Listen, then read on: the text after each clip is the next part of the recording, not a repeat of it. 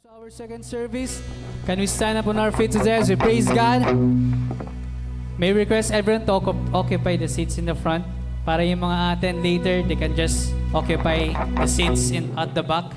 Ayan. Are you ready to praise God today? But before that, let me just encourage you with this verse. In Psalm 100 verse 5, it says there, "For the Lord is good, His steadfast love endures forever, and His faithfulness to all generations." Are you ready to worship God today? Can we just clap our hands for Him? Thank you, God. We declare your goodness, Lord God, in this place, Jesus. Hey!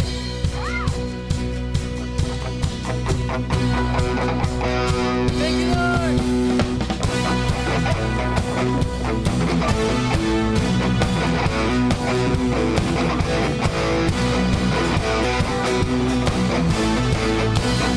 Let's sing this, church.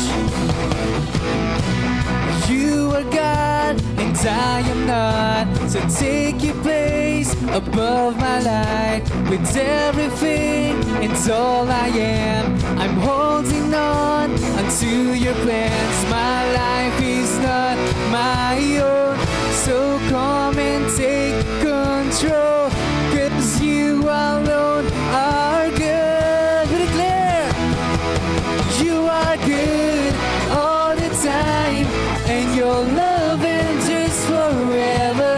You are good all the time. You are good.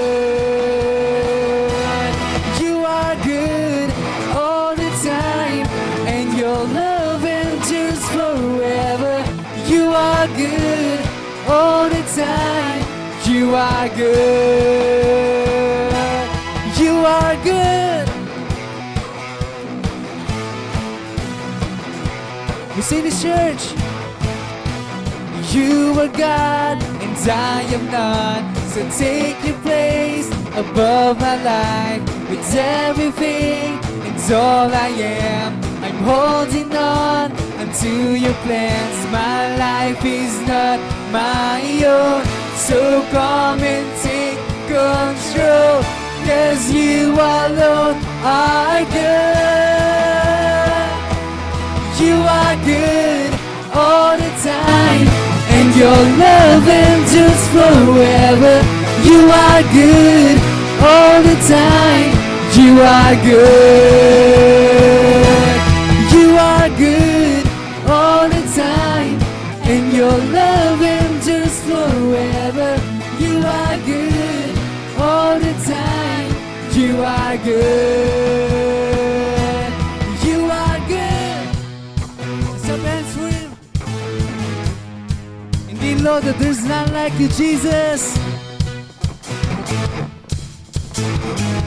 Come on, let's sing for voices, God, we'll sing. There's no one like Jesus. There's no other name like Jesus. Come on, we sing. There's no other name like Jesus.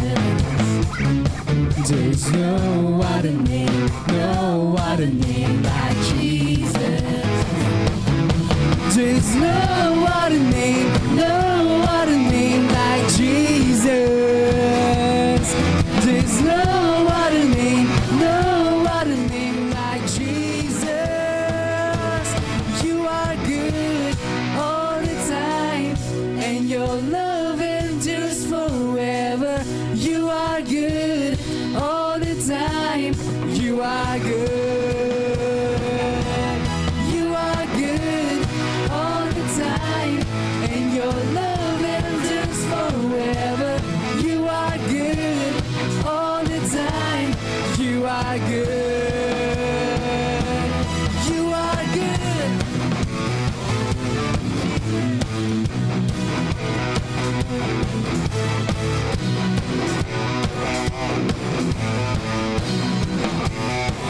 Come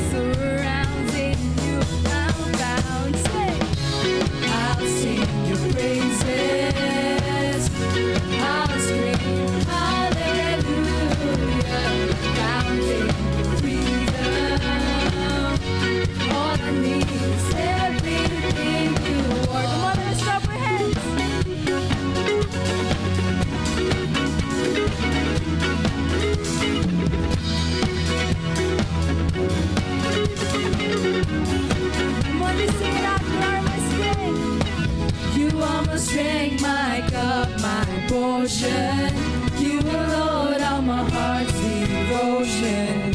As I hold on to your embrace, my life is falling into your grace.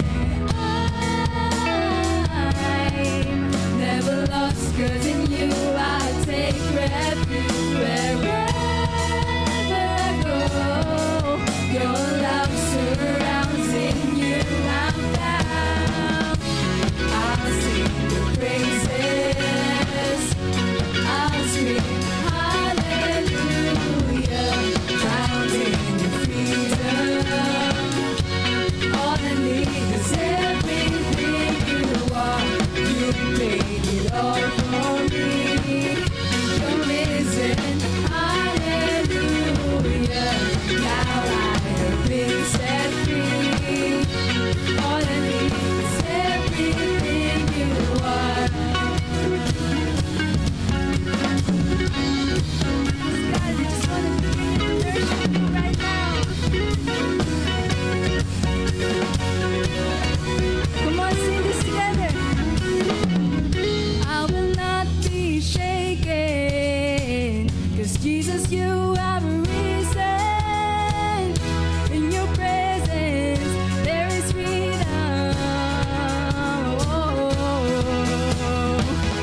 I will not be shaken, 'cause Jesus, you have risen.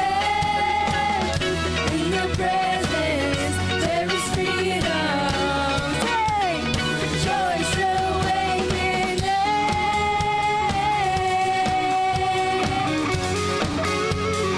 Joy's awakening.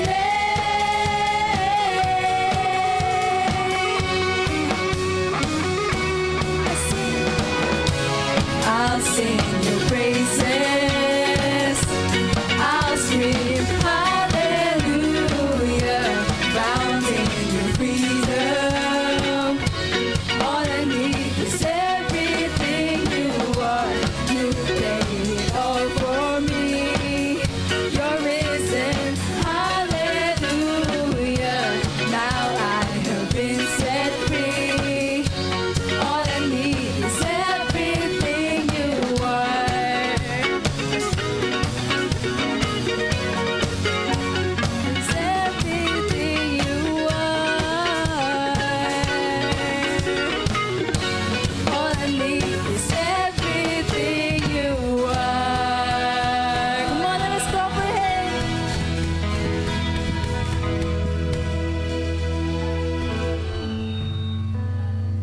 We thank you, God.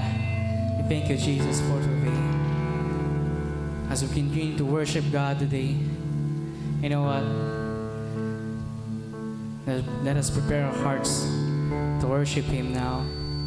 Let us allow our hearts to be open and let God enter it. Lord, thank you for your love and for the assurance, Lord, that you're always with us today. That's why right now, Lord God, we just want, Lord God, to dedicate our worship and praise to you with all of our hearts. Lord, help us, Lord God, to worship you. Worshiping you is, Lord, is more than raising up our hands. Worshiping God is more than singing the songs. You know what? Worshiping God is all about the intention of our hearts. Lord, right now we ask you to speak us, Lord God, today. Maraming salamat, Panginoon.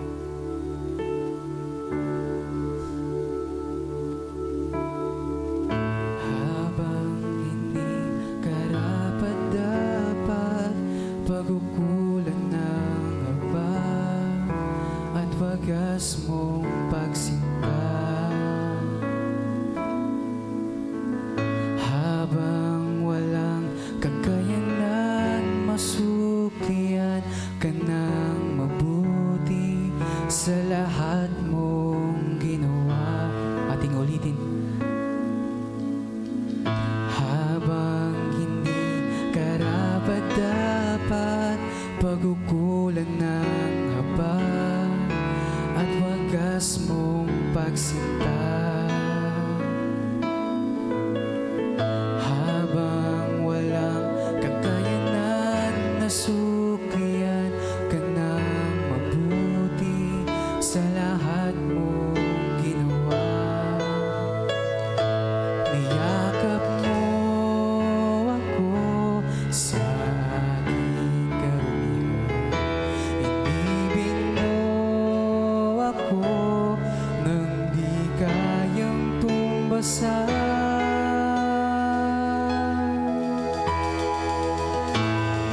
O Diyos ng katarungan at katwiran na kahit minsay di nabahiran ang kabanalan, kalwalhatian.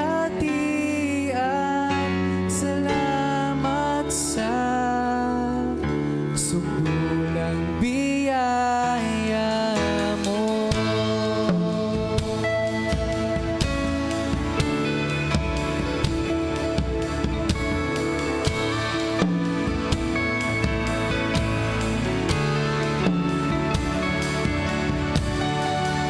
Ang walang sala manunubos, ang umako ng parusang nararapat sa akin.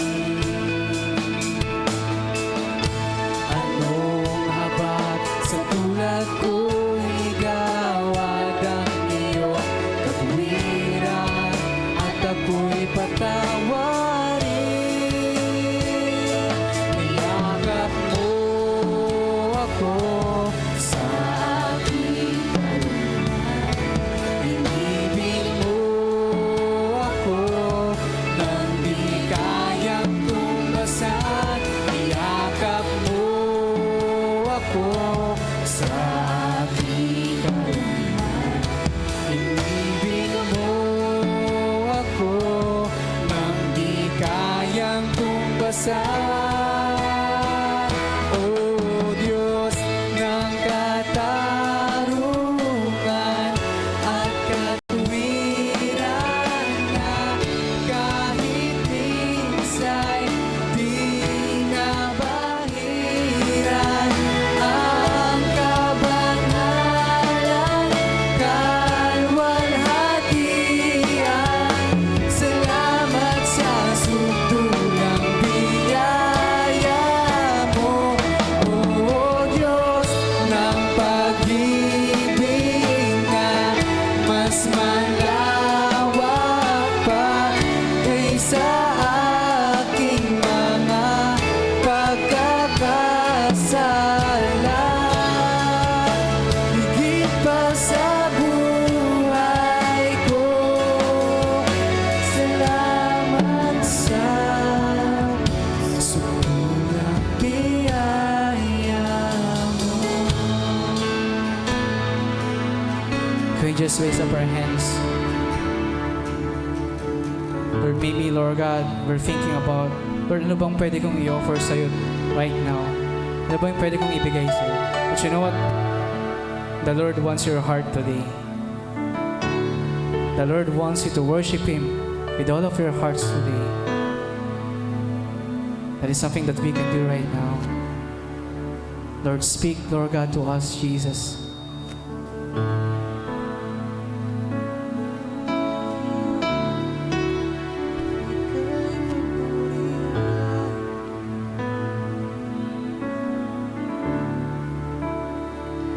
O Diyos ng pag-ibig at katwiran na kahit minsay di nabahiran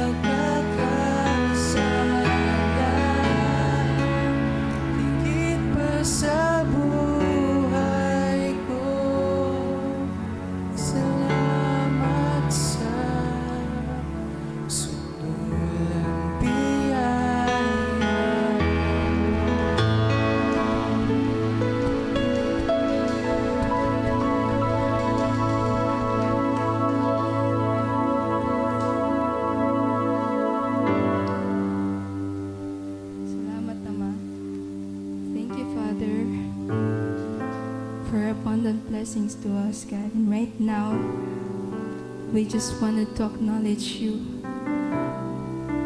And Lord, may you remind us, God, that regardless of what the world gives us, Lord, ikaw lang yung sapat. Ikaw lang yung siyang pupuno sa bawat isa sa amin ngayon, God. And right now, we just want to give you our praises, our worship. Come on, you can worship God in your own right now.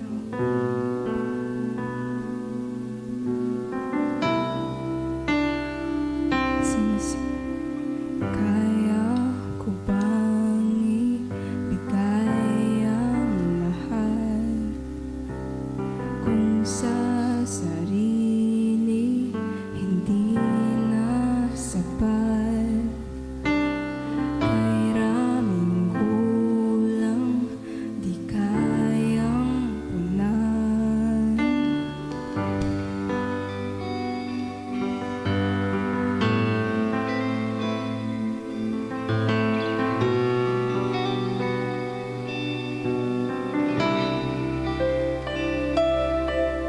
Laging sinusubok ang pusong bagal, ngunit umaapaw yung pagmamahal. Kay raming kulang ang iyong pinanan, ngayon pa ba matutunan?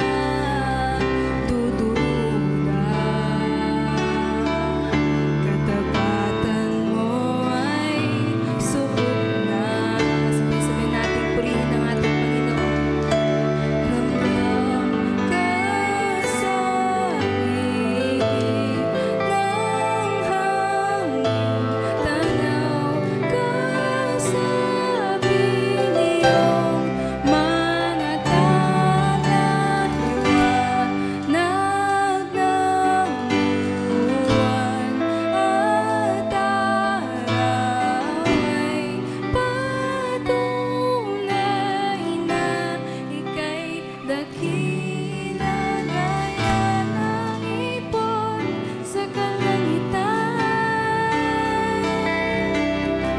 Bawat kailan ay tutugunan.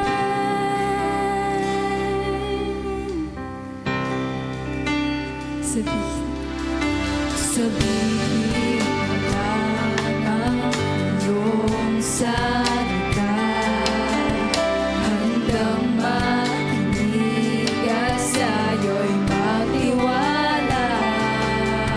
O aking Ama, sa'yo lang aasa. Ilumin mo ang pagdududa. Katapatan mo ay sapat na.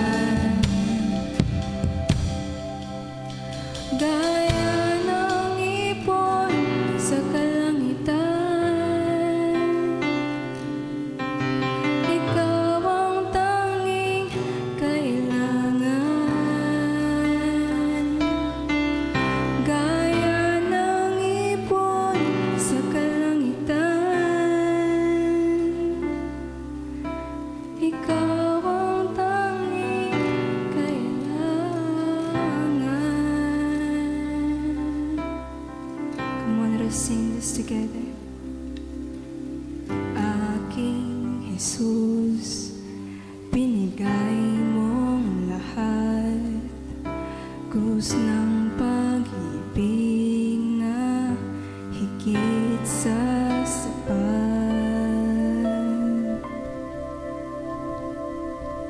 As we continue to worship God, can we just raise up our hands?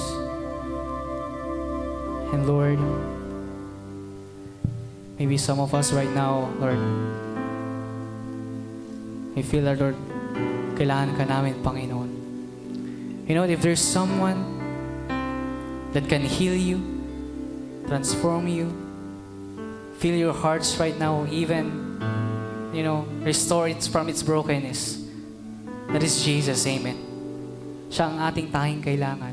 And if you're here right now, you feel like you're at your weakest moments, you don't know what to do, you've been asking the Lord, Lord, ano bang kailangan kong gawin, Lord? What do I need to do? Or maybe you're right here right now, you're pretending that you're strong, but deep inside, you know that you need God, you need Jesus. You know what, there's a verse in the Bible, in 2 Corinthians chapter 12, verse 9, it actually says there, but He said to me, my grace is sufficient for you, for my power is made perfect in weakness.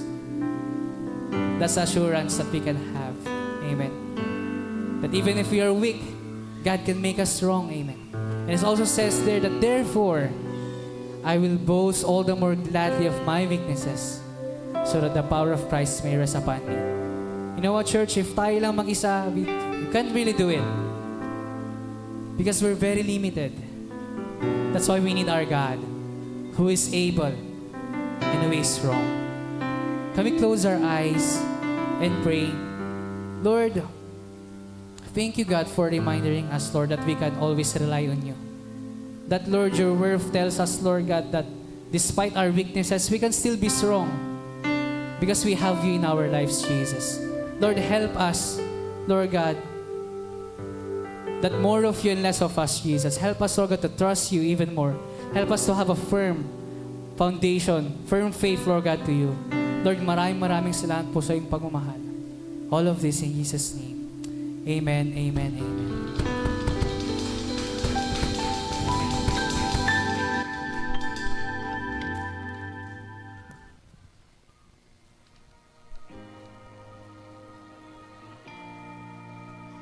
Alright, good morning everyone.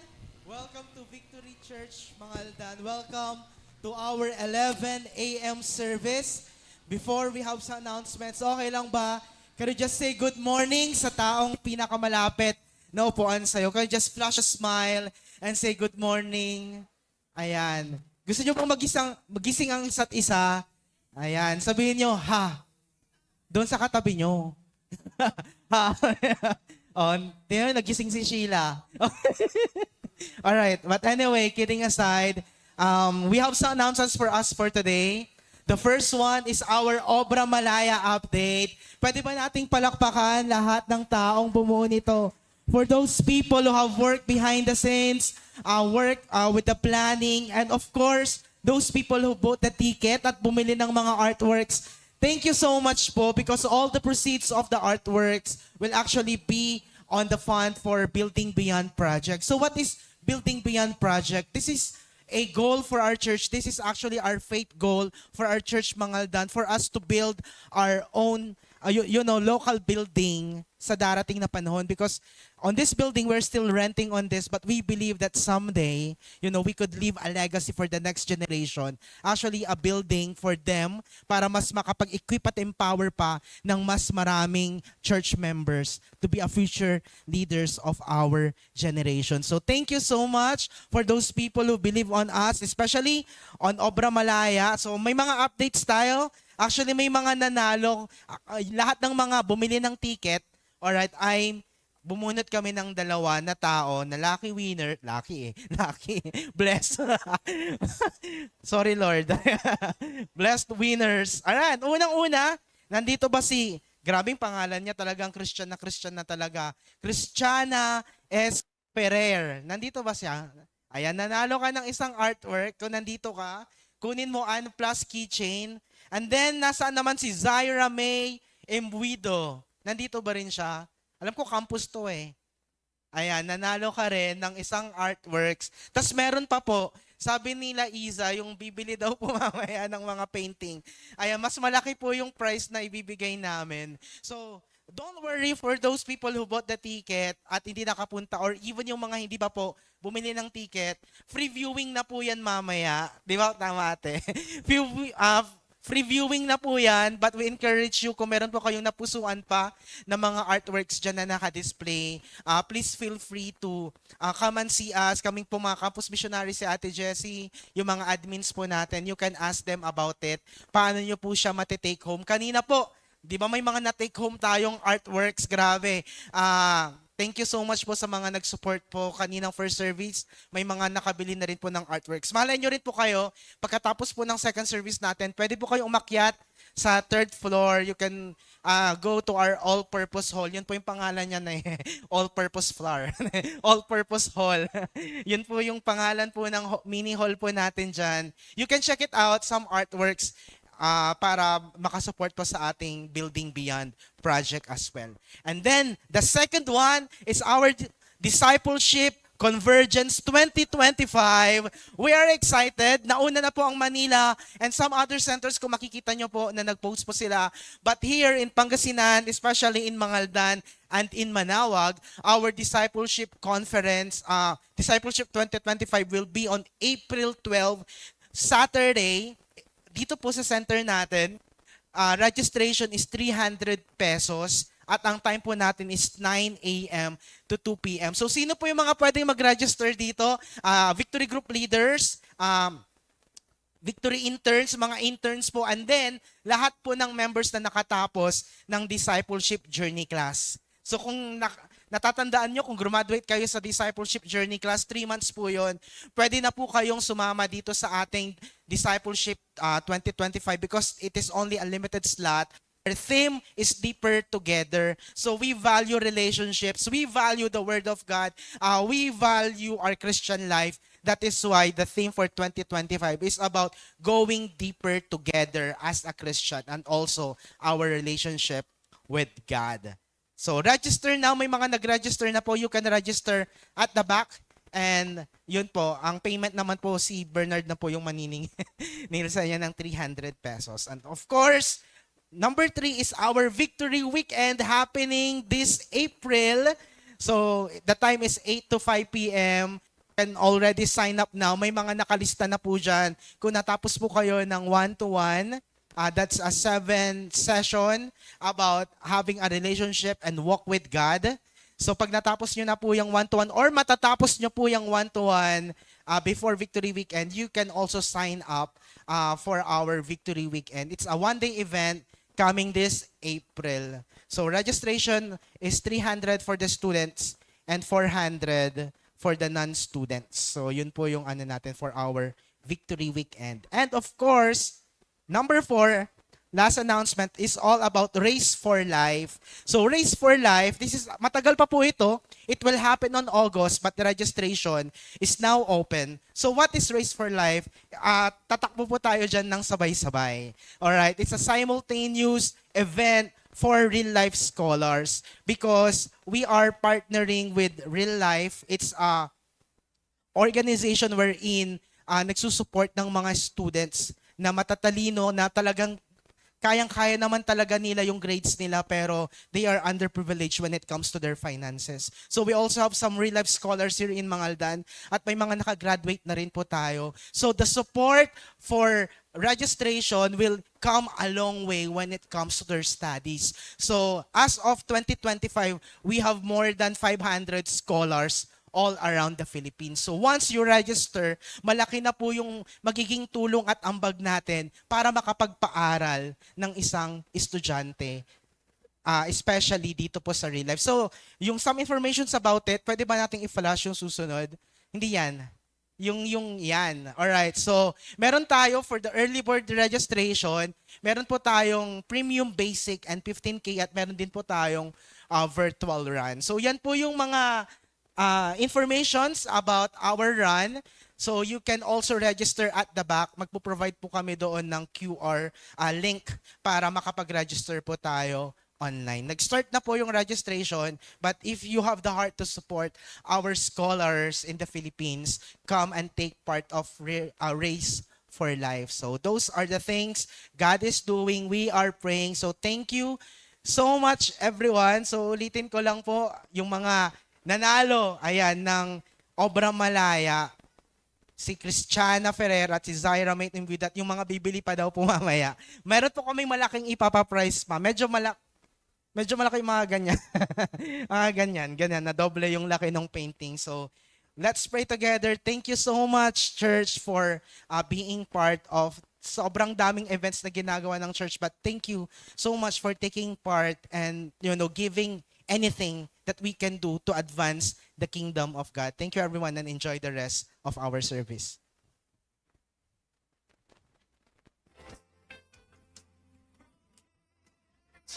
Ayan, mabiyayang tanghali sa ating lahat, no? So, it's time for our giving this time.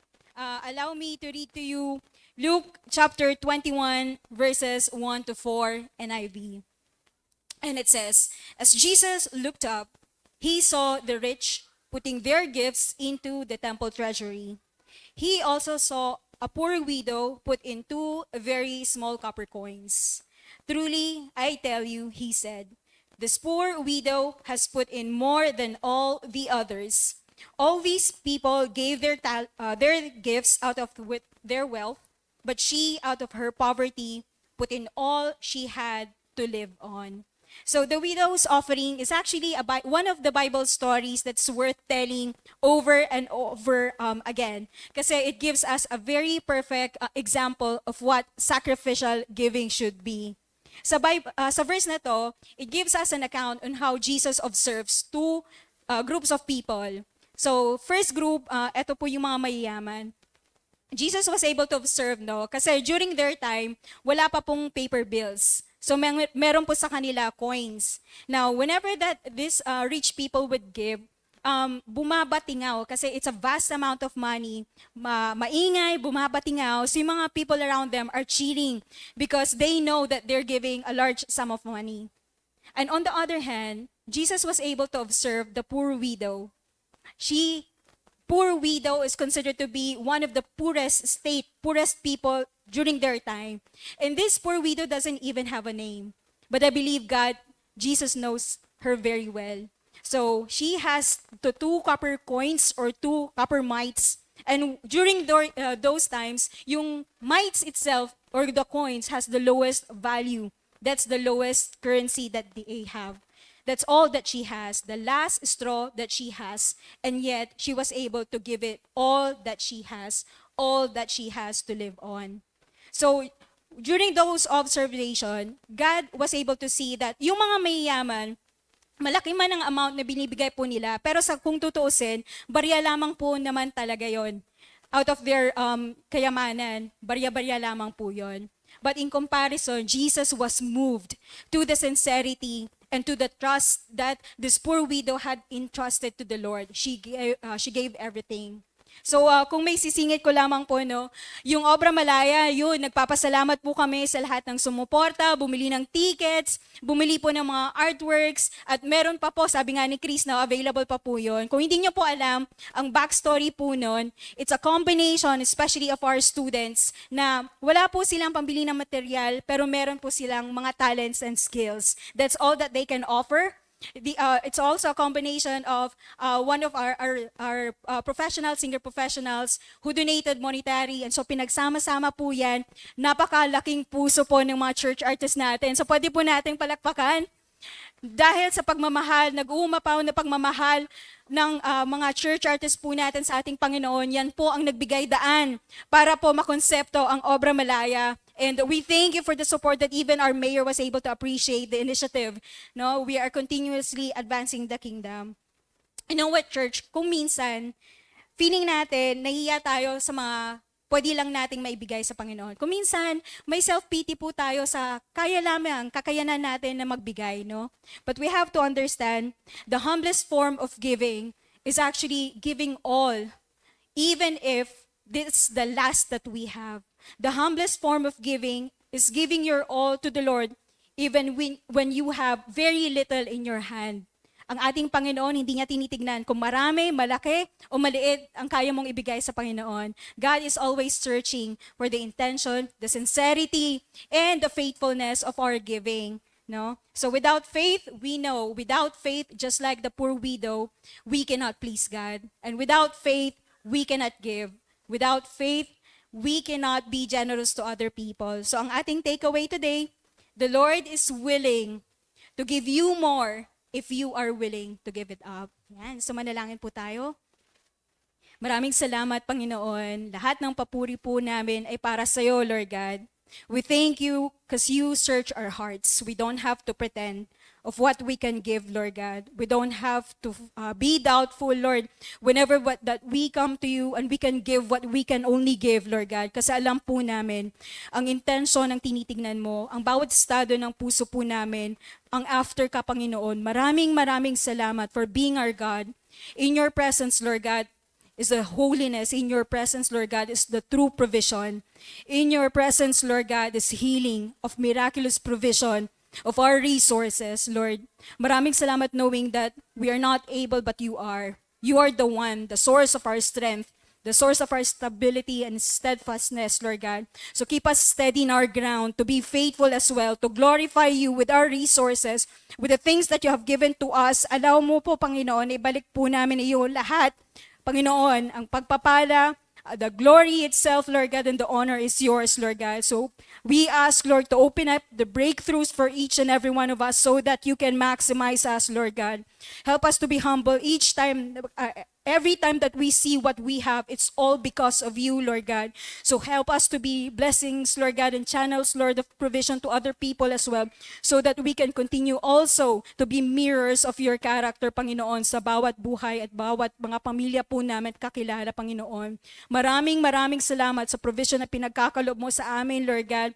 And with that, we continue also, Lord, to ask for provision even to our church. I-open mo po yung breakthroughs, open up mo yung mga puso ng bawat isa, Panginoon, na makiisa, Lord, so that we can continue also yung inumpisahan mo na gagawin po namin dito sa mga aldan at sa mga karatig bayan. Maraming salamat sa lahat, Panginoon.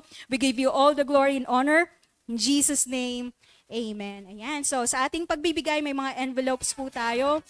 We are praying for all of your prayer requests. So please put your prayer requests sa mga envelopes. May mga ushers po na iikot po sa atin. Every Thursday, pinagpe-pray po namin yan, 6 p.m. here. You also have the GCash. You can give your tithes sa ating GCash account. I-scan nyo lang tong QR code. And if you also wanted banking, meron din po tayong 2 bank accounts. Yung Metropang account, pwede nyo rin i-picture yan. Or we also have the BPI account. So, smile as a give. God bless us all.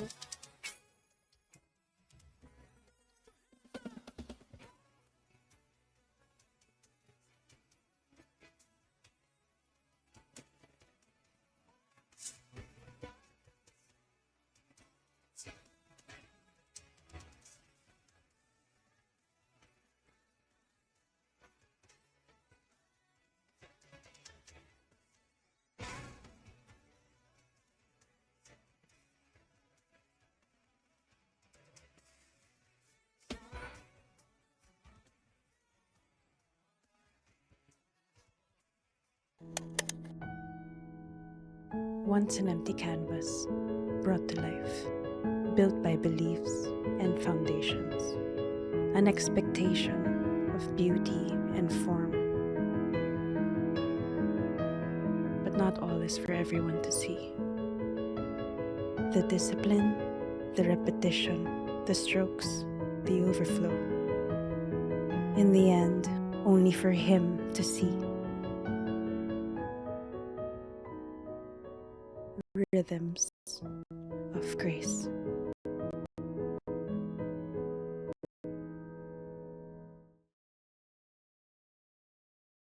Thank you, Ate Bercho. Morning, everyone. By the way, for those who are first-timer na makita ako, first time nyo na makita nyo ako na nandito ako sa harap. I am Jeff. I'm one of the campus missionary serving in Manawag, Victory Manawag po. So, it's really a privilege to be here again and to share the Word of God and to preach. Ganun. So, I'm so excited as we have this new series natin na Rhythm of Grace. Pwede mo bang sabihin dyan sa katabi mo, Rhythm of Grace?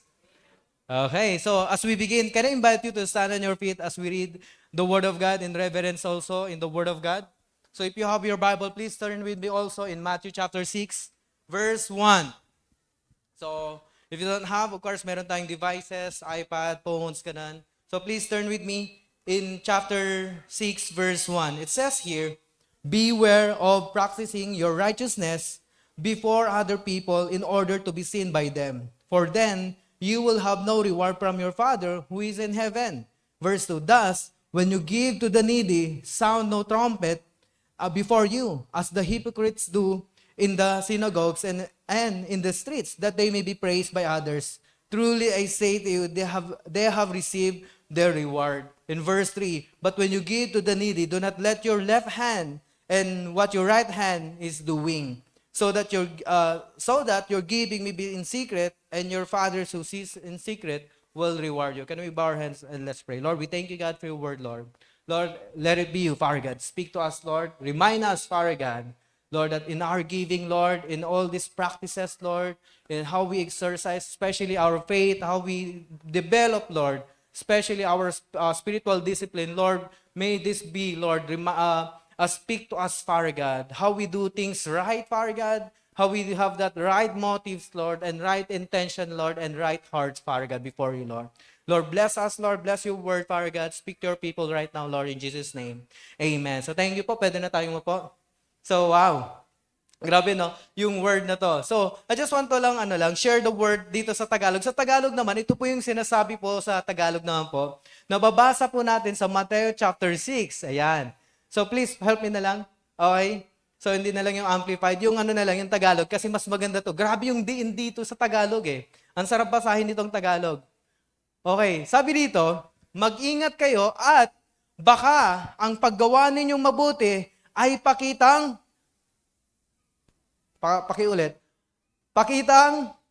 tao lang. And sabi pa nga dyan,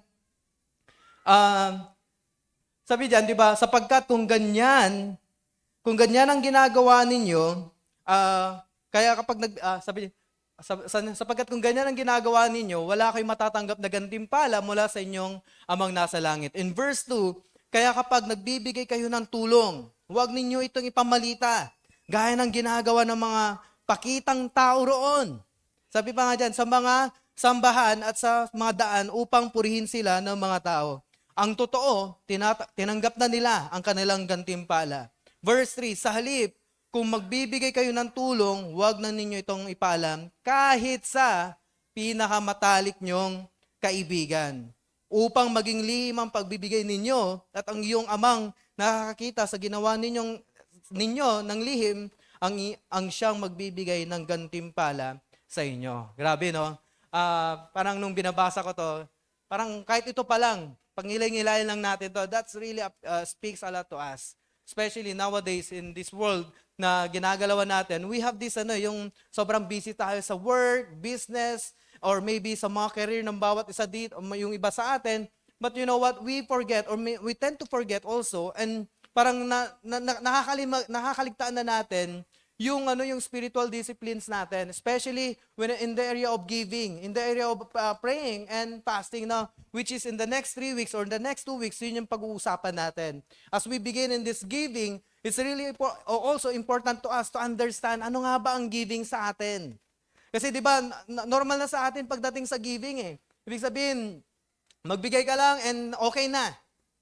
Minsan nga, depende nga sa binibigay din natin na sa mga tao or sa mga tulong natin. That makes us, sobrang, gusto natin yung recognition din ng ibang tao. Na masabi lang na mabait ka. Kaya nga, pagdating sa giving, ano ba yung right intention mo doon? Ano ba yung right motive mo dito pag nagbibigay ka? Kaya nga sinabi dito ni Jesus, actually one of the sermon on the mount, na kung titignan naman sa mga previous chapters, may binanggit doon about character, about the Beatitudes, and helping everyone. And then here we are, ito yung practice, ito yung exercise na dapat nating gawin. Diba? As we have that spiritual discipline, it takes also a lot of rhythm of grace to do that. Thus, we need to understand why we give. Especially kanina lang, di ba, yung share ni Ate Jessie about giving. You know what, church? When we give our tithes and offering, yes, it's parang sa atin, natural na sa atin bilang mga Kristiyano, nagbibigay tayo ng tithes and offering mo natin. But the thing is, do we really understand what we are doing? Diba? Do we give it because dahil sinabi ng pastor natin, dahil sinabi na ito weekly dapat nagbibigay tayo? It's all about the reason kung bakit tayo nagbibigay. But I hope and I pray that we give because we want to honor God and we want to glorify God. First thing first. No, we don't want to showcase or we don't want to show to other people that you give your tithes and offering. Naalala ko nga nung high school pa kami ni Chris. Yun. Si Chris. Nung high school kami, di ba? Pagdating sa giving kasi, naalala ko ng tithes and offering. Pag tithes and offering na, kinakabahan ako. Actually, nahihiya nga ako eh. Kasi yung binibigay ko lang talaga, pagdating sa tithes and offering, ito, magiging honest na ako sa inyo. Magiging honest ako sa inyo. Nahihiya talaga ako kasi imagine nyo, pagdating ng tithes and offering, di alam ni Pastor to eh, 5 pesos. Consistent. 5 pesos talaga. To the point nga, pag nagbibigay talaga ako, tagong-tago. Kasi nakakaya kasi nakikita ko yung mga katabi ko, 20 pesos. Yung iba, 50. Grabe. Sabi ko, Lord, parang ang hirap ko namang tao. Parang gano'n. Lord, ito lang yung may bibigay ko. Kasi Lord, ito lang naman yung baon ko. 20 pesos a day. So imagine nyo, di ba, 4 pesos ang pamasahe, ganito, ganyan. Ito lang yung natitira sa akin, Lord. So iniipon ko din talaga yung 5 pesos. Minsan talaga, walang-wala talaga kasi minsan 15 pesos ang baon ko talaga. And then you know what? Habang tumatagal, nung nagiging faithful ako sa tithes and offering, gugulat ako, tumataas ang giving ko din. From 5 pesos to 5 digits, hindi, joke lang. Yung, wow, talaga, hindi po. Di ba, from 5 pesos, tumataas. And then nagugulat ako, wow, Lord. Na yung tipong, dati-rati hindi ko ito magawa pagdating sa pagbibigay. But Lord, ito, just to make it clear lang, church, I just want to do it because I love you, Lord. Because I'm giving it with all that love na meron ako sa iyo. And that's my devotion to you, Lord. Kumbaga, yung binibigay ko nga, Lord, kulang pa nga ito eh. Sa lahat ng mga binigay mo sa akin, Lord eh. Pero hindi yun ang sinasabi ni God sa atin na pag nagbibigay tayo kasi may binibigay si Lord sa atin. But I hope that regardless that when we give our tithes and offering, hindi lang yung pag may pinag-pray ka, doon ka lang magbibigay ng tithes and offering, and then you are expecting return from God. But when you give it with all your heart. More than pa nga, magugulat ka na lang, hindi lang tithes ang binibigay mo, pati offering. Kaya nga, sa mga students na nandito ngayon, I really encourage everyone na, sa mga students, to be faithful in your giving. And then you will be amazed na pag tumatagal, lumalaki na yung giving mo kasi you understand the meaning of giving, especially when it comes to tithes and offering. Now, as we go back to this, just want to give you a very short background. Ano bang meron dito sa series natin? That this series will help us also that when it comes to giving, when it comes to prayer, when it comes to fasting, we do it naturally. We do it because of our devotion to God. Not because of the traditions, but because that we are doing it yearly. We are doing it siguro twice a year, especially sa fasting. But we do it. We're gonna do it because we honor God. We want to honor God. That's why as disciples, may we learn from Him and consistently, church, practice and grow in this discipline. Pwede mo bang sabihin dyan sa katabi mo, consistently. Consistently. That's why dito, in this giving, dito sa binasa natin kanina, I just want to start with this. Spiritual disciplines are attitudes and practices which strengthen our relationship with God and bring us to a place where we experience the different aspect of His grace in Christ. And that's the goal of these spiritual disciplines. Hindi lang siya yung parang pag sinabing spiritual discipline, nakapag-devotion ka na, okay na. Nakapagbasa ka na, okay na to. Ganon. Hindi lang ganon. That God wants us to bring us in a place that we can experience different aspect of His grace. Yung tipong pag nagbibigay ka, dati-rati hindi mo nagagawa, pero ngayon, sobrang na-amaze ka na lang. Dati hindi ko ito magawa. Pero bakit ngayon? Di ba? It's because of the grace of God. Fasting and even praying. Yung dati-rati hindi ka umaattend ng prayer meeting, ngayon umaattend ka na. Church. Diba? Kasi pagdating sa prayer meeting, ang dami nating excuses. Masyado tayong busy. That's why dito, it's all about the spiritual discipline. That's why kung titignan natin in verse 1, beware of practicing your righteousness. Ibig sabihin, those things na ginagawa mo, ibig sabihin that righteousness is coming from God, okay? Not because you are a good person. Lagi niyong tatandaan na it is because of what Jesus Christ did or done on the cross for you and me. That makes us righteous. That those righteousness, those mabubuting gawa, I hope each and every one of us, it's normal to do that. It's a normal thing sa atin. Hindi siya yung pahirapan. Kasi tayo mga Kristiyano kasi, pagdating sa mga mabubuting gawa, pagdating sa mga righteous acts, diba, tayo, sobrang active tayo sa mga sa mga charitable works. Gusto natin, we want to help, we want to really, one of the advocacy, member of that advocacy, kasi I believe on that advocacy. But I hope hindi lang sa labas. But I hope that those charitable deeds, ginagawa mo din dito sa church, first and foremost. Kasi the Bible says that when we do those charitable deeds or giving, ginagawa muna natin yan sa kung saan yung temple or sa house of God. Kung dito pa nga lang, hirap na tayo eh. Pero pagdating sa labas, ang very generous tayo. Pero pagdating dito sa church, ang daming dahilan. Pero kung titignan mo naman, tayo naman nakikinabang lahat dito. We enjoy all the benefits. Are you here? That's why dito, beware of practicing your righteousness before other people in order to be seen by them. Church, if you are really a righteous person, you don't have to be seen by others of doing that. Kasi kung mabuti ang tao, hindi mo kailangan ng i-public pa. Yung tipong yung pagdating sa doing good, di ba? Kailangan mo pang i-post sa Facebook, you're doing this, community service and something like that. Welcome to my vlogs, di ba? Tapos maghahanap ka ng mga people on the streets na they are in need. And then, alam mo yun, just to show that you are a good person. You know what, church? You don't have to do that. If you're really a good person, then it's okay to you. Okay na to. Now, hindi nakikita ng mga tao. Kahit hindi nakikita ng pastor or ni Pastor Joseph or ng mga leaders yung ginagawa mo of those things, it's okay. Kasi bakit mo nga ba ginagawa yun? Kasi the very clear here is your intention, church. Question is, what is your intention? Ano bang motibo mo? Kaya nga sabi diyan, di ba, before other people, for then you will have no reward from your Father who is in heaven. You know what, church?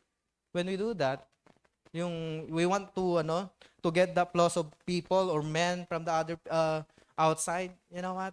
You will have no reward from your Father who is in heaven. That's why dito, mag-ingat tayo dito. Sabi nga dyan, di ba? Mag-ingat kayo.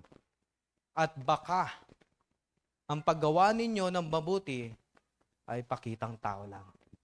Sabi, tingin ka dyan sa katabi mo. Ngitian mo lang, hindi ko sinabing i-judge mo. Yung iba kasi, ganyan kawa. Ganon eh. Hindi ganon, okay? Yung iba biglang sama ng tingin, nakita ko si ate kanina eh. Ganon siya di ba? Yung isa naman, biglang yung siniko, ayan, makinig ka. Ganon, di ba? Huwag tayo puro pakitang tao, church. Malinaw po dito. Sinasabi po sa Biblia, nababasa po natin. Sabi dito, sapagkat kung ganyan ang ginagawa ninyo, wala kayong matatanggap na gantimpala mula sa inyong amang nasa langit. Siguro yung gantimpala na tinutukoy dito, sa mga tao, yes, they will praise you. They will say, now you are a very good person. You are so generous. You are so giver. Well, kung yun sa'yo o yun ang habol mo, then go. Pero the thing is, si Lord ba na-impress sa ginawa mo? Si Lord ba natuwa sa ginawa mo? Knowing that you are Christians. Knowing that you are a follower of Jesus. That's why Jesus warns that those who practice public will receive the reward only from their public audience. Okay? Yung public audience lang natin, since they sought human acclaim rather than godly approval, they will have no they will have to be satisfied with human acclaim. The only reward that they will receive, and they have been paid in full. That's why Jesus has just clearly shown God's righteousness or God's righteous standards. Perhaps He anticipated that thought. Na kung titignan mo, pagdating sa standards, ang dami nating standards when it comes to giving. Kasi pagdating sa standards natin, pagdating sa giving, pag nagbibigay tayo po kasi, ito yung stigma po kasi sa atin eh. Tayo mga Pilipino, yung word na utang na loob. I hope matatanggal na po sa atin yon, lalo na kung Kristyano ka. Na pag ikaw ay tumulong at nagbigay, hindi yung parang, yung posture mo, you're expecting return from that person or anything to that person. Na yung tipong pag tumulong ka, alam mo yun, alam mo na di ba? Binibigay lang natin. Maybe sa umpisa, you have that right intention to help. But in the long run, pag ikaw ay nagipit na, alam mo yung ganon, yung pipilitin mo. Yun yung may problema na doon.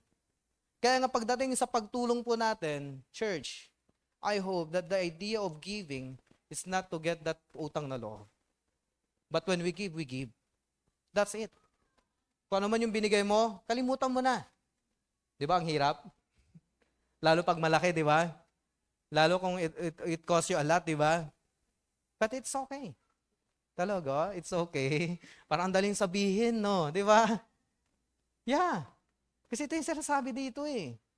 That when we give, let God reward those things, sacrifice na binigay mo. Let God bring it to you. Kaya nga, di ba sinasabi ni Lord lagi parati sa Bible na when we help people, tulungan mo yung mga mahihirap talaga. Kasi these people were not able and capable to bring back or to return that help na binigay mo. Kasi pag tumulong ka sa mga may kaya, madali lang yan. Actually, mambabalusan kilabat. Tama ba?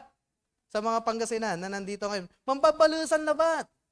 So, alam mo yung word na kasi yung ngayon stigma na meron sa atin na pag tumulong ako, pag ito humingi, nakakaya naman pag hindi nagbigay. Yung tipong kailangan mong umutang para lang makatulong pa. Church, you don't have to do that. Kasi let God reward you doon sa mga binigay natin. Kaya nga ito yung sinasabi dito, di ba? Mag-ingat kayo. At baka ang paggawa ninyo ng mabuti ay pakitang tao lang. Ito'y pakitang tao lang. Kaya nga, the idea is when we do righteous deeds for the attention and applause of men, their attention and applause is our reward. It is much better to receive a reward from your Father in heaven. Kaya nga, di ba? Mas maganda yung reward natin, yung attention and applause, ma-receive natin kay God. Kaya nga ito the problem is not receiving in human acclaim, but in seeking it. Okay? Wala naman pong masama. Okay? For example, tumulong ka, then may mga taong parang nag-praise doon sa ginawa mo. Hindi naman yung uy, hindi, ano ka ba? Alam mo yun, uy, grabe, ang generous mong tao, ang giver mong tao, tapos bigla, uy, hindi, ano ka ba? Malit na bagay lang yun. Alam mo yung ganon. Diba? Minsan, pag gano'n na kasi nagiging action natin, yung behavior natin, actually, nagsisik ka nga eh. Diba? Gustong-gusto mo yung gano'n, yung lagi kang ina-applause, diba? Kunwari, pa-humble. Diba? Yun yung problema eh. Sabi ko, wala namang masama mag-receive ng ganon. Yung mga applause, na-appreciate nila yung generosity mo, yung pagiging giver mo. And then, ito, gawin mo na lang. Thank them, thank you for that appreciation, for that recognition. But all this thing, it's because of God, not me. Because God used me to be a channel of blessing. That's it. Di ba? Magpasalamat tayo kay Lord. Yung glory, huwag mong kunin. Yung credits na yon, ibigay mo kay Lord. Kaya nga nagiging problema yun eh. Kasi hinahanap mo na. Kasi yun na yung goal mo. Na gusto mo, maraming makanotice doon. Kaya nga, tandaan nyo church, God cares about how we do our good works and with what motive we do them. Sabihin mo dyan sa katabi mo, God cares about how we do our good works. Yes, God really cares. Ito naman yan.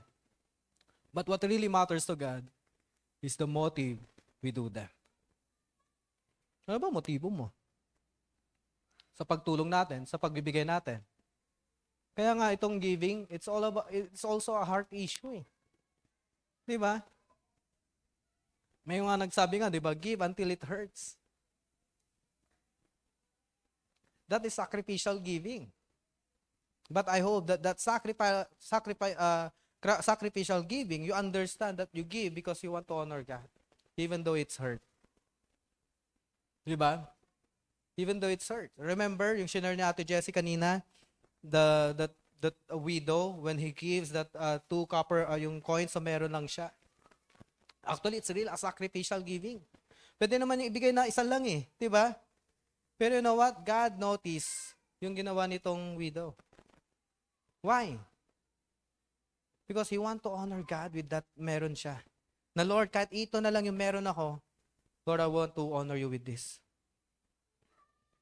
Yung motive, alam mo, nakita ni Jesus doon, kaya nga praise ni Lord, yung widow, instead doon sa mga malalaking binibigay, because the pure intention and the pure motive of giving. That she understand, that's the pure intention. Regardless, pakita man nila, regardless kung malit man yung binibigay ko, ang importante, I'm doing it for God.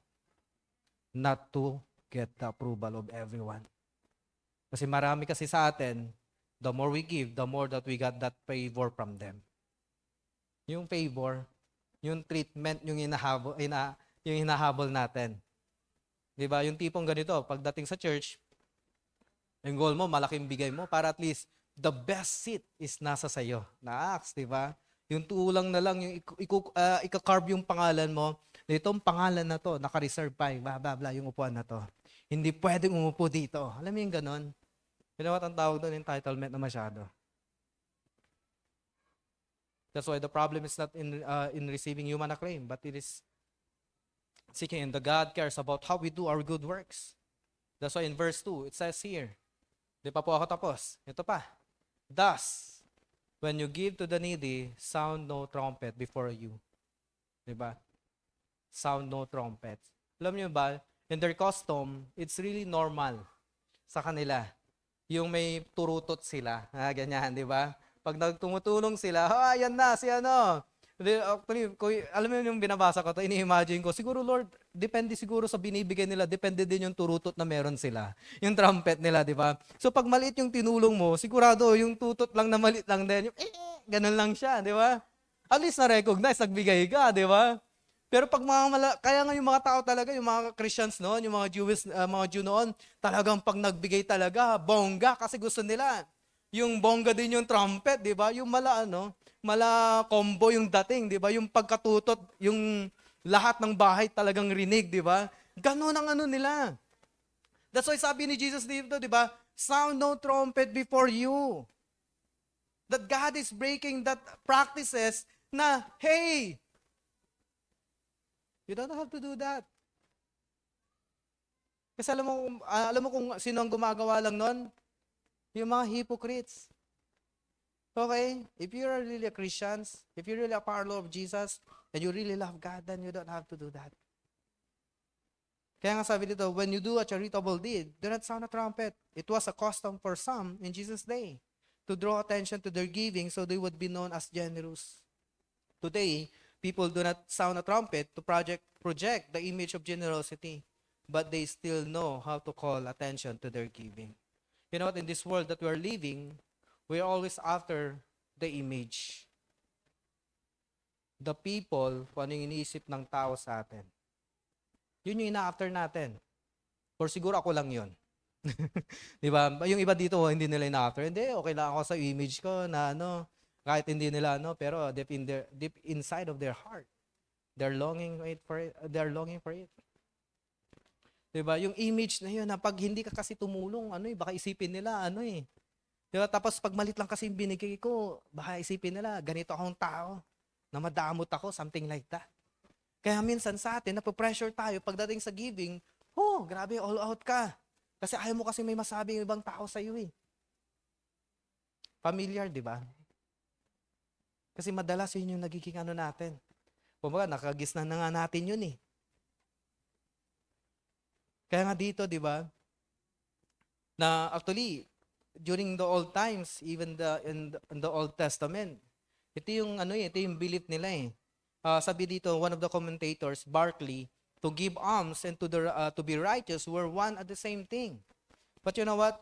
To give alms was to gain merit in the sight of God and was even to win atonement and forgiveness for past sins. Alam mo, ganun yung naging giveaway nila, mindset nila. The more you give, the more chances of favor na makukuha mo kay Lord. To the point na kahit makompromise yung Christian nila, makompromise yung faith nila, okay lang. Kasi nagbibigay naman ako eh. Kasi may favor naman ako kay Lord. May favor naman ako kay pastor. Di ba?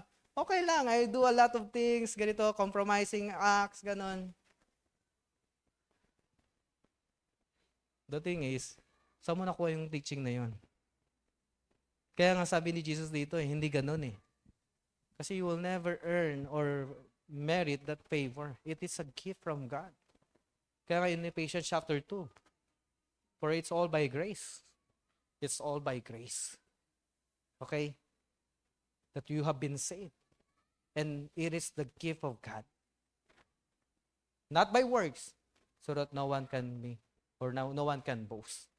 That's why church, dito, sinabi sa atin, that's not the way how we give. Kasi as a result, some people have come to think of almsgiving as a way of gaining God's favor. And even as a way of atoning for sin. But you know what? In the Old Testament naman, no doubt that God favors almsgiving. Even Jesus says that Jesus says that giving from wrong motives can cancel any reward that the giver might otherwise receive from God. Diba imagine? Motives pa rin, church.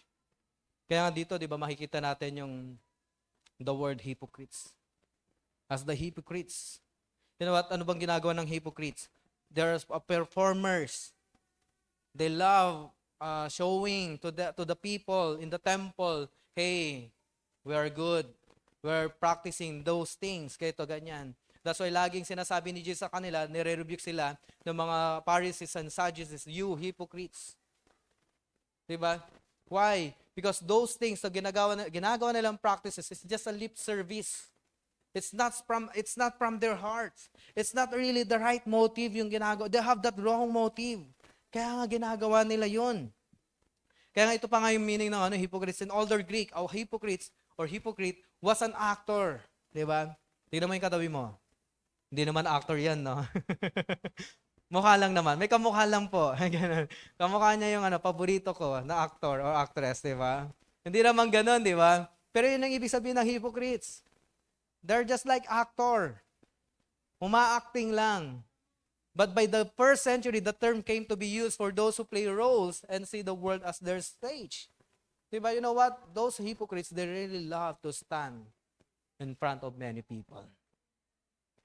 That their world, the people, the applause is their stage. Pansinin mo yung mga yan. Gustong-gusto ng mga hypocrites yung maraming tao. Di ba? Oy, tingnan nyo ako. Di ba? Tumutulong ako. Hey, di ba? Alam mo yung in short, attention seeker. Mayroon ba dito? Wala naman, no? Ayoko nang sabihin. Baka biglang huwag nyo na itaas. Okay? Tayo, attention seeker tayo kay Lord. Okay? Yun na lang. Okay? Hindi yung tao. Hindi natin dapat tignan yan. Kasi, the challenge this.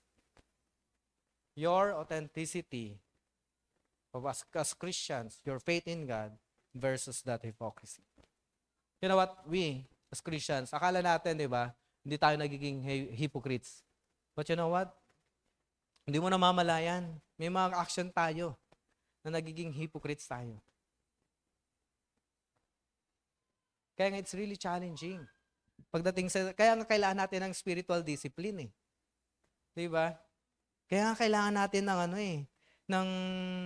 ng guidance.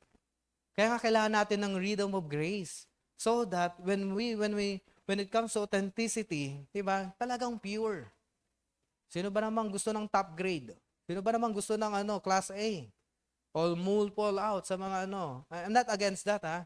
Kasi ako din bumibili din ako ng mga ganon. But every one of us wants pure, authentic. Yung, kahit buko juice nga, gusto mo, ano, di ba? Pure buko, ayaw mo ng gatas lang at saka asukal. Kulay white, di ba? Para may lasang buko naman, pero pag tinikman mo, puro asukal naman. Di ba? Ibang-iba talaga pag pure eh. So refreshing, you know? Ganun naman talaga eh. Di ba? Kung authentic ka, so refreshing talaga. Yung tipong pagdating mo dito sa church, lagi kang fresh. Yan, di ba? Kasi pag hindi ka authentic, struggle ang buhay mo. Alam mo yon? Alam mo yung lagi kang nakasimangot, lagi kang pakitang tao, di ba? Yung pag-akyat mo dito sa stage, bago mo buksan yung pinto, biglang, ganyan na kagad. Kasi ayaw mo kasing ano eh, di ba? Ipakita ko kung sino ka talaga. Church, if you are really real, being authentic is not a problem to you. It's not hard to you. Why? Kasi it's our nature. Okay? Yes, it can be sa atin, nandun yung process tayo. Lagi niyang tatandaan, under progress tayo. Okay? We're work in progress. Okay? Baka kasi yung iba makondemn at hala, hindi ako authentic, hala, hypocrites ako, ganon. No. Okay? So, let the word of God speak to you. And at the same time, sabi nga dito sa verse na to, truly I say to you, they have received the reward. You know what? The rewards that the people receive, those people who act like hypocrites, is the applause of the people. Kaya nga verse 3, sabi dito, but when you give to the needy, do not let your left hand know that what your right hand is doing. You know what? Sabi dito, our giving is to be, if it were possible, even hidden from ourselves. Though we cannot really be ignorant about our own giving, we can deny ourselves any indulgent self-congratulation. Okay? That when we give, hindi ito yung, congrats sa akin magaling ako. Alam mo yung ganun, yung mga bagay na supposed to be kay Lord lang talaga, pero alam mo yung self-congratulate. Nakapagbigay ka ngayon ng 5 digits, di ba? Congrats to me. Alam mo yung ganun? Yung tipong magsasign ka ng check, malaki to Lord, di ba? Di ba? First time ko tong gagawin to. Lord, alam mo nang gagawin mo dito next, Alam mo yung ganun? Tapos masyado mong kinukuha yung pagiging self-congratulate, self-congratulate mo yung sarili mo. Kasi, na-surpass mo siguro, but I hope, hindi lang sana ang motivation mong ganun. Okay? Kasi sabi dito ni Charles Spurgeon, ito keep the thing so the secret that even you yourself are hardly aware that you are doing anything at all praiseworthy. Let God be present and you will have enough an audience. You know what? We only have one audience. That is God. Not man. Not people. Kasi di ba when we do that, you will be amazed. Yung dati-rati, di ba? Lalo yung secret mong ginagawa, parang magugulat ka na lang, ang dami mo na palang natutulungan. Di ba? Kahit walang nakaka-recognize. Di ba? Yung tipong ako ginagawa ko to pag I don't know kung not just to pag nagbibigay ako ng tithes, sinasadya ko talaga hindi ako naglalagay ng pangalan. Ayoko kasi makita nila yung give. Hindi ganun. Pero I just want to lang din. Kasi may mga kilala din akong taong gano'n na pag nagbibigay din talaga sila, they don't want to be recognized. Diba? They want it to give it because they want to worship God with that giving in a way na they can worship God in our tithes and offering. Kaya nga diba sa atin, though we really encourage to write down yung mga pangalan and everything, diba sa akin, sige, minsan sinusulat ko, minsan hindi talaga. Sinasadya ko talaga. Kasi si Lord ang bahala doon. Kaya nga diba, sabi dito, we're here. Sabi niya, but when you give to the needy, keep the thing so secret. And ito pa, when you give to please God, not men. Okay? We are here to please God. Not men, not people, not those people around us na malapit sa atin, but we are here to please God. We are here to obey God. And you know what? Sabi nga dito, the issue is really a matter of motive. If we give for our own glory, it doesn't matter if no one finds out. Kasi kung we give because of the glory. Diba sa atin kasi pag hindi nila nalaman, parang medyo malulungkot tayo eh. But if we give for God's glory, it doesn't matter who finds out because your reward will remain because you give for the right motive. Kaya nga sabi ko nga sa inyo kanina, motive matters or motivation matters. Right motive, right heart, right intention. Okay? I hope that each and every one of us, so clear to us, that we have that right motive. Na yun yung goal natin. Every time we come here, every time we worship God, every time we serve God, do we have that right motive, right heart before Him? Kasi ayaw ni Lord na pupunta tayo sa kaliwa. Kaya nga lagi tayong to the right, okay? Kasi nasa tama ka. At ayaw ni Lord na may tama ka lang, okay? Mahirap yun. Kasi pag may tama ka, iba na yung ginagawa mo. Kaya nga God wants us to be right before Him. Kaya nga, motivation matters. God rewards action based on the heart's intention. Not just the outward deed. Ulitin ko God rewards actions based on the heart's intention. Not just the outward deed. At the same time, God values the heart's intention. Besides dun sa the heart intention, God also values the heart's intention behind actions more than the outward deed itself. That's why, church, bago ako mag-end dito, this is really a rewarding, this is really a promise of God. In verse 4, so that your giving may be in secret. Your Father who sees in secret will reward you. Kung ano man yung ginagawa natin in secret, God will reward it. Okay?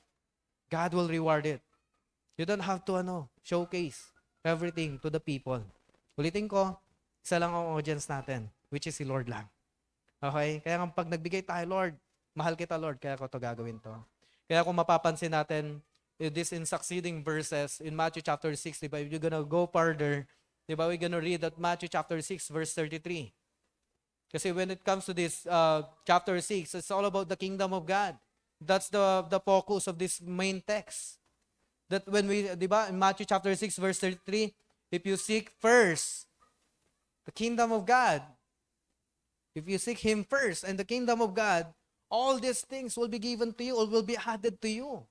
Diba? And that's the reward of God to each and every one of us. If we really seek Him, if we really seek Him first and His kingdom, you know what? Then the reward will come from God. Kaya nga, it's all about, Jesus point out the great value of doing good deeds for the glory of God. It is much better to receive our return from God, who rewards much more generously and much more openly than men do. Kaya nga, as I close this, we should ever remember, church, we should ever remember that the eyes of the Lord is upon us. And He sees not only the act, tandaan niyo po not only the act, but also the motive that led to it. Seeking God's kingdom, we prioritize God's kingdom and His righteousness, not earthly recognition or reward. Ulitin ko po, church, hindi ko sinasabing masama to receive those acclaim, those applause, those recognition. It's okay, okay? But the thing is, I hope you and me, hindi yun ang isisik natin at the end of the day. But ang isisik natin, Lord, Ikaw to hindi ako. Lord, lahat ng credits sa'yo. Lahat ng praises sa'yo, Lord. Hindi ako. That's why this is my prayer to each and every one of us. That God will reward your small acts of generosity with His great acts of blessing. Small acts man yan, or big acts man yan. Well, sige si Lord, it's okay. Regardless, because God will bless you with that great acts. Can I invite you to stand on your feet and let's pray as we close this. Wow. before we leave in this place, ito, may iwan akong application sa inyo. Maybe to reflect. Let us reflect on this. Reflect and ask God to search your heart about your motivation for giving. Pray for giving to be an overflow of your love and devotion to God. And that's my prayer to each and every one of us here. That when we give, it's an overflow of your love to God and your devotion to God. Not expecting any return from other people or men, but all for Him. Can we just bow our heads in this way? Lord, we thank you. Thank you, God, for your word, Lord. Thank you, God, that, Lord, first thing first, Lord, Lord, you give everything to us, Lord. You give your life, Lord, just for us, Lord. Lord, we don't deserve that part, that kind of giving, Lord. You show to us, Lord. You set an example to us, Lord, that giving part, God. Lord, I pray each and every one of us, Lord, right now here, Lord. Lord, I pray that it's so clear to them, Lord, that the motivations, Father God, the intentions, Lord, and that, Lord, the acts, Father God, yung mga ginagawa nila, Lord, Lord, I pray that you will do it for your glory and honor and worship and adoration and devotions to you, Lord. Lord, we thank you, God, Lord. We honor you and we bless you, Lord, in Jesus' name. Amen and amen and amen. So can we give a big clap offering to God?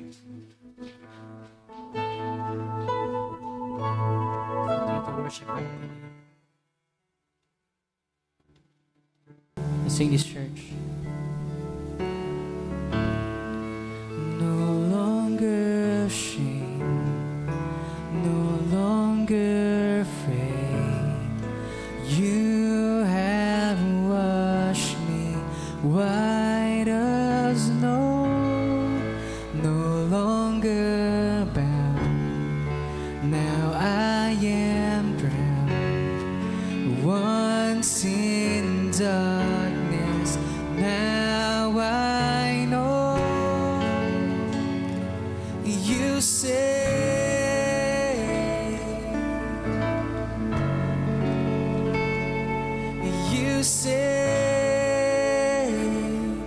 and you give me beauty for ashes, and you pull me close to your heart. You have turned my mourning to dancing. That's what you do, and that's who you are.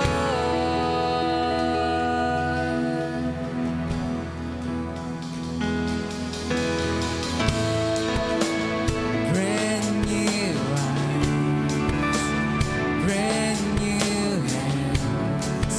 You have wiped away my past. Brand new day.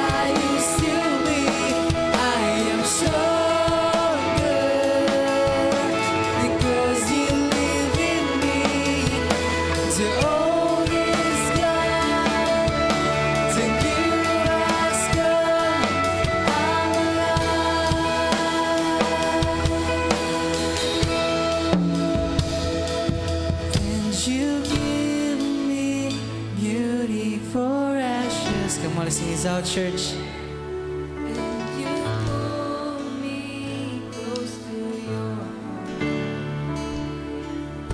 You have turned my mourning to dancing. That's what you do. And that's who you are. And you give me beauty for ashes. And you pull me close to your heart. You have turned my mourning to dancing. That's what you do. That's who you are. And you give me beauty for ashes. And you pull me close to your heart. You have turned my mourning to dancing. That's what you do, and that's who you are. Can we just raise up our hands as we pray? Lord, thank you. Lord, that indeed in you there is transformation, God. That the past, Lord God, will no longer define us. It is you who will define us, Jesus. Lord, maraming salamat po. All of this in Jesus' name. Amen.